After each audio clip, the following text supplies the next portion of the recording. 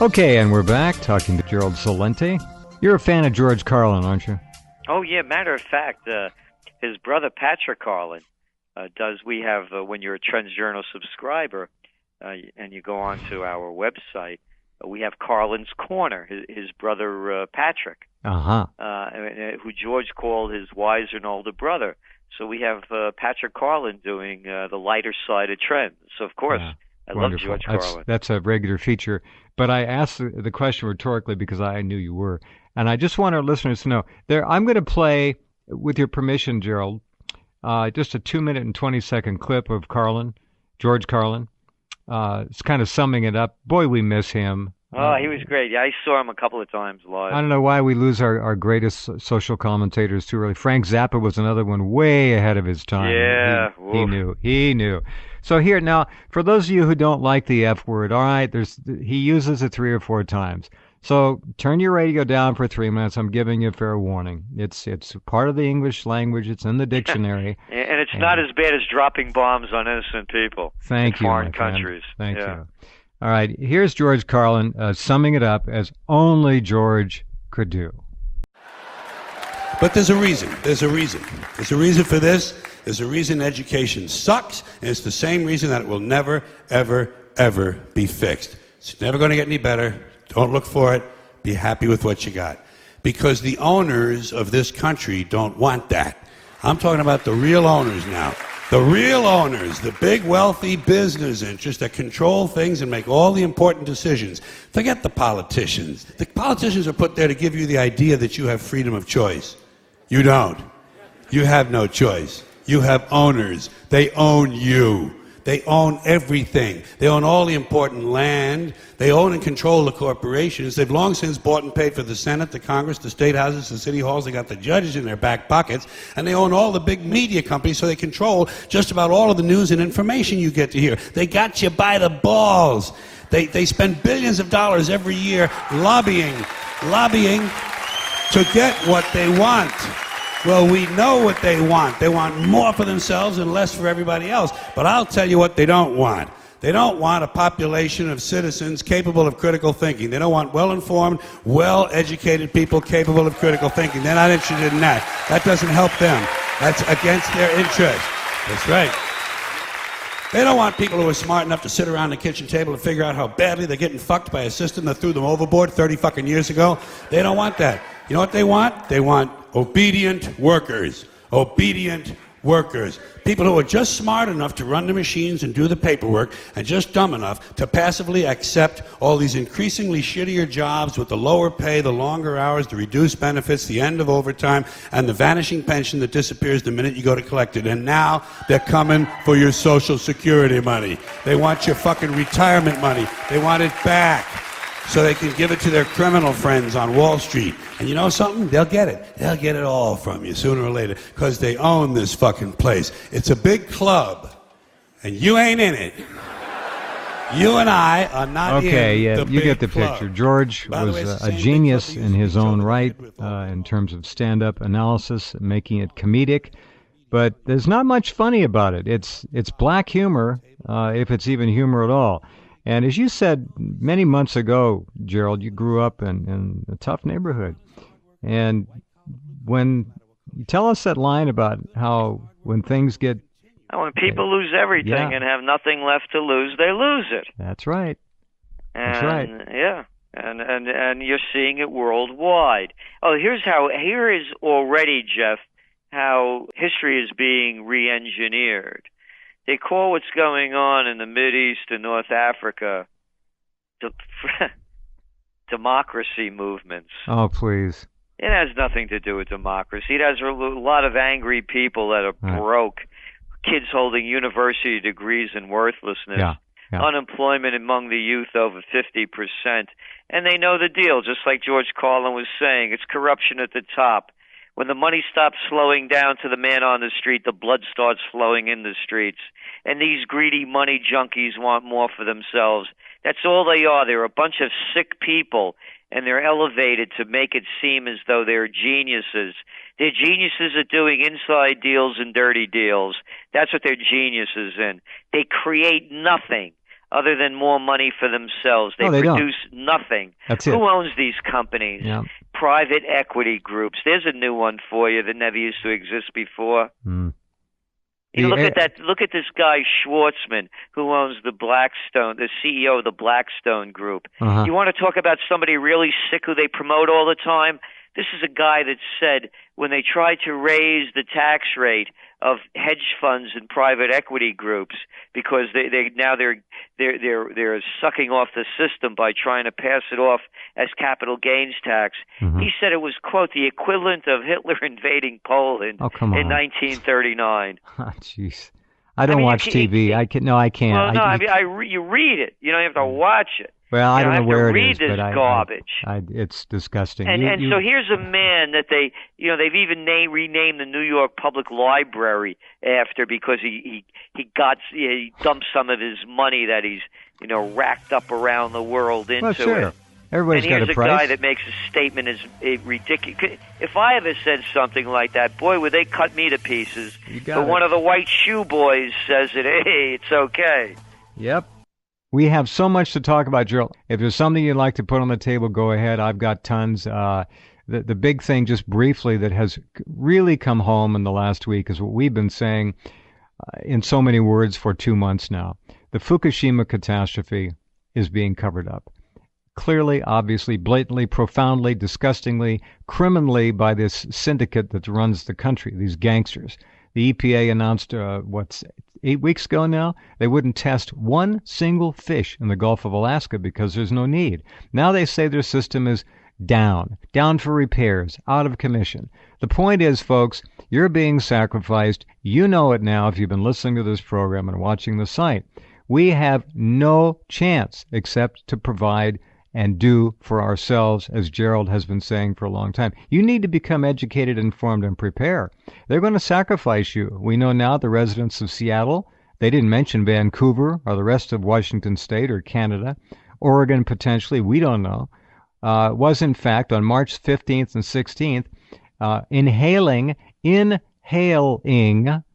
or consuming food into their digestive tracts, hot particles, or as Arnie Gunderson says, fuel fleas. These are radioactive particles that will literally set up shop and continue to blast in a 360-degree fashion radioactivity until the cells around them begin to mutate and die, and that, of course, can lead to cancer. So we're being sacrificed. Nothing new, same old, same old. That's one big story that is rarely covered in the MSM.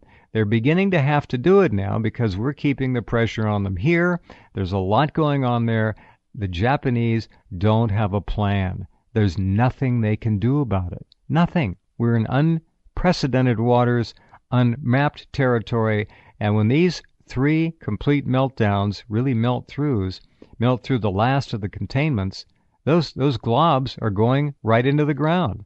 One story today, Gerald, said that virtually all the groundwater on the northern island of Honshu, where Fukushima is located, will become polluted with deadly radioactivity over time. It's a catastrophe. And it'll spread worldwide. It already has. Yeah, exactly. And they keep lying to us. You mentioned about Egypt and how, of course, that Arab Spring has turned into an Indian summer. Here is a trend alert that we sent out on February 14th, as it was all happening. Egypt welcomes new boss, same as the old boss. The Right. Egyptian people in Liberation Square celebrated, the world leaders weighed in, and the global media parroted the tale of history in the making. The big bad Hosni Mubarak has, quote, listened to the voices of the Egyptian people and has bowed to their demands to finally end his 30-year presidential rule. And as we went on to say that there's really no change at all. Welcome the new boss, same as the old boss.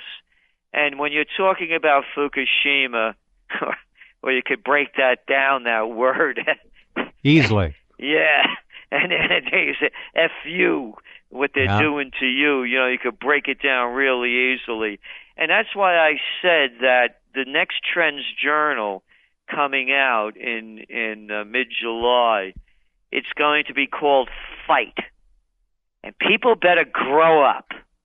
There's nobody there to fight for you. You know, it's made the difference in my career, and I make this, I have no bones about it. And it was learning close combat from people like John Perkins.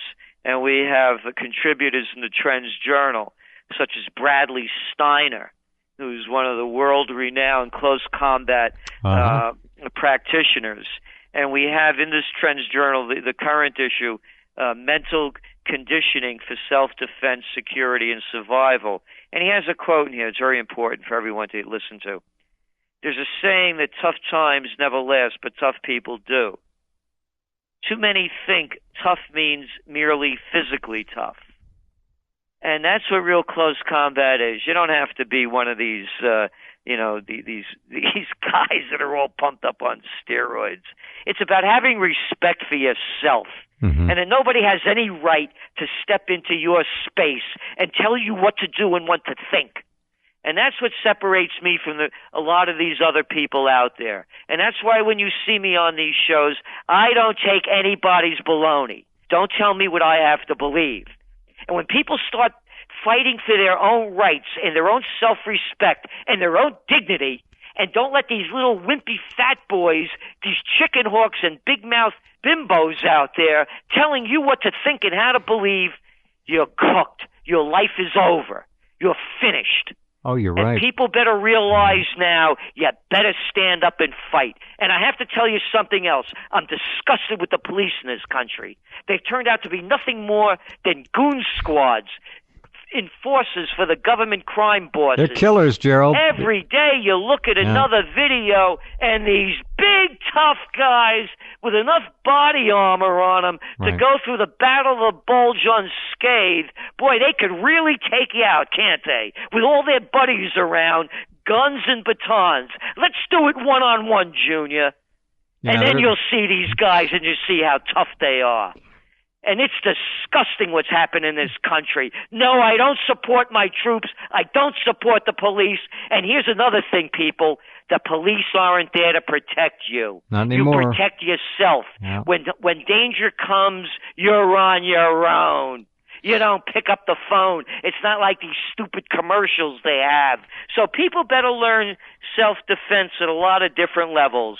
Because if you can't protect yourself, you have no dignity, no self-respect, and your future's cooked. Because there's nobody out there that's going to take care of you. Particularly Uncle Sam. Because Uncle Sam is, he's in bed with the big boys. Right, he ain't sure there is. for you. Yeah, the tragedy of what's happened to America's police, we might spend a little bit more on that in a couple of minutes, certainly is emblematic of the executions of well over 350 Americans, many in public, in broad daylight or in lighted buildings, by taser, not even by gun. And we can talk about the SWAT teams, too, which we'll touch on in a minute. I think police ought to be essentially disarmed. The Bobbies got away with it for how long? Couple hundred years, seem to work fine over there. It's an attitude of psychology. And if you call 911 now, let's say you have a domestic dispute or something at home with your kids, you may end up losing your kids. You may end up dead. You may end up God knows what. It can get out of control so fast you wouldn't believe it. I think you all know about the Jefferson Memorial Dance issue that resulted in rather violent arrests. Southern Illinois University students having a block party. You saw the massive police response, as Gerald said, in big black body armor. Boy, aren't they tough. And then they raided that house in California, Gerald, where the father was there with the 3 kids, put the 3 kids in the cop car for 6 hours, took him, dragged him out of his home, kicked his door in, put him on his face, put a knee in his back. They were looking for his ex-wife because she was late with her student loan payment. Listen, I got stopped. I did a story in the Trends Journal, to pee or not to pee.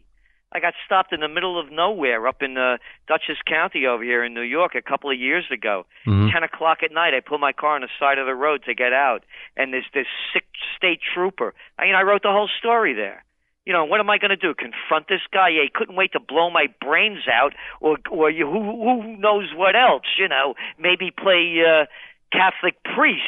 Hey, you're not kidding. Listen, I was pulled over a month ago, And this guy came up to my car. He ran my plate, and they got everything on you. Everything on you comes up. As much as they want is on their computer screen.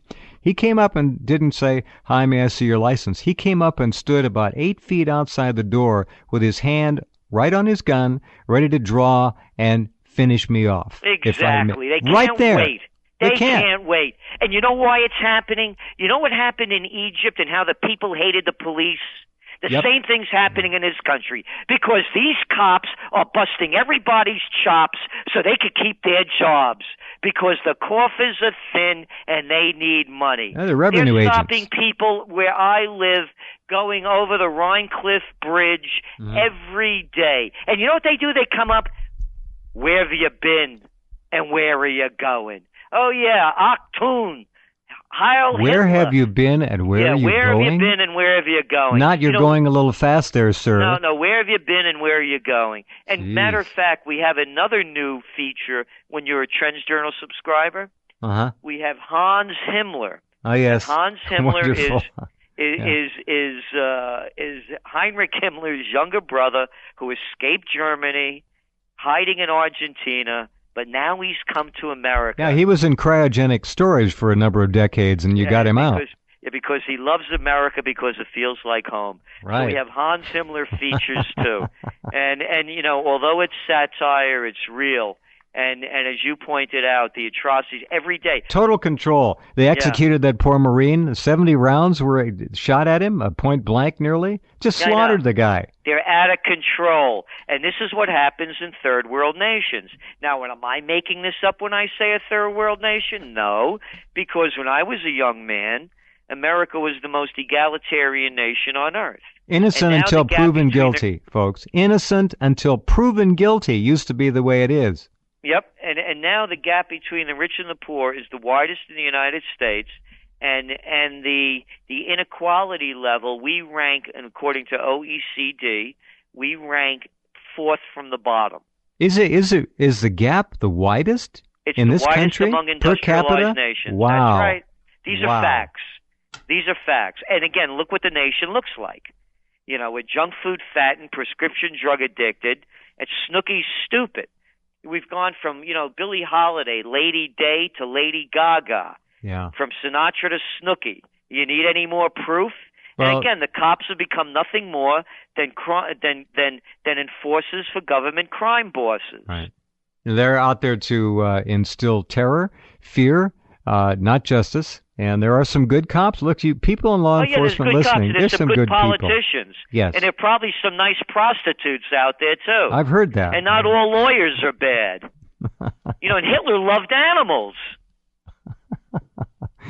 I gotta laugh. I'm sorry. I never in my life when I was younger believed this was possible. Never could I imagine it happening this fast. It was unbelievable. What I can't believe is that people still look up and cheer like little children when politicians hit the stage. Oh, standing ovations, for God's sakes. That's what blows me away, that adults still believe in this. Well, it's like a kid's rock concert. They act almost the same way. I keep going back to what it is.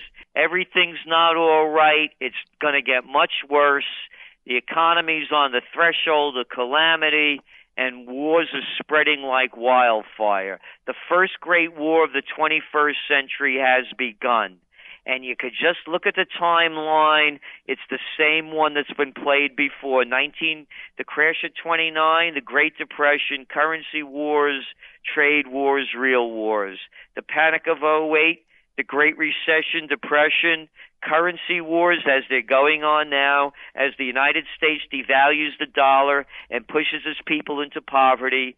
Trade wars are next. Hot wars are already happening. Obama hit the stage. Da-da-da-da-da-da. Hey, our core interests and those of our allies are at stake.